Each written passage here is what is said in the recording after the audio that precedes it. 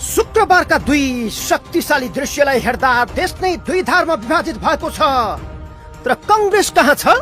कांग्रेस घरमा बसेर टिभी हेर्दैछ। जब जब देशमा निर्णायक परिवर्तनको संकेत सुरु हुन्छ, कांग्रेस कम्मल ओढेर घिउ खान्छ। किनकि कांग्रेस आधा राजावादी र आधा गणतन्त्रवादी हो, आधा लोकतन्त्रवादी र आधा निरङ्कुशतावादी, आधा धर्मवादी र आधा निरपेक्षवादी हो। किनकि सबैभन्दा निर्णायक मत बोकेर बसेको कांग्रेस नै रमिते भन्दा देश भट्कालोमा जाँदैछ। सबैभन्दा जेठो दल कांग्रेस, सबैभन्दा ठूलो दल कांग्रेस, तर व्यवस्था नै वारपार हुने अवस्थामा पुग्दा कांग्रेस नै भूमिका हिन्छ।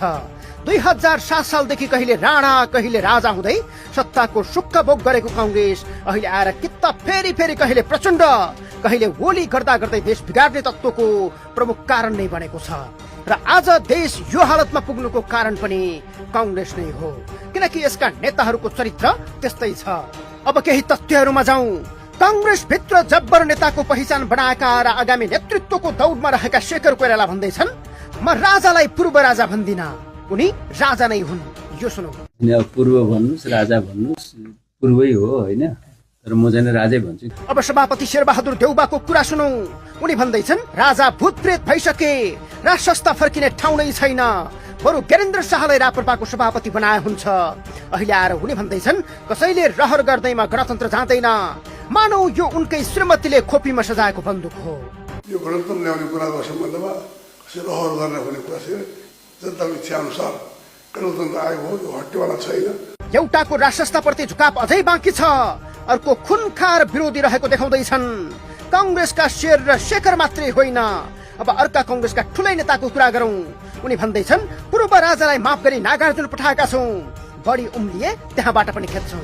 मलाई हामीले निवासको नि प्रबन्ध गरेर पठायौं, सुरक्षा नि प्रबन्ध हुन्छ भनेर ग्यारेन्टी गरेकै हो।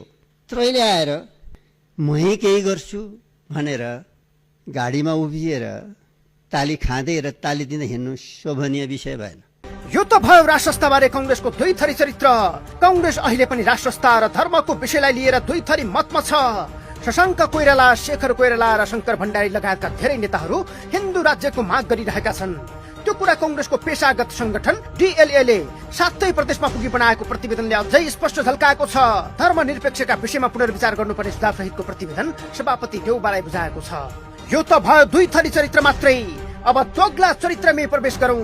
कुलमान प्रकरणमा बोल्दै शेखरले भने सरकारले गरेको निर्णयको अपनत्व लिनु हुँदैन।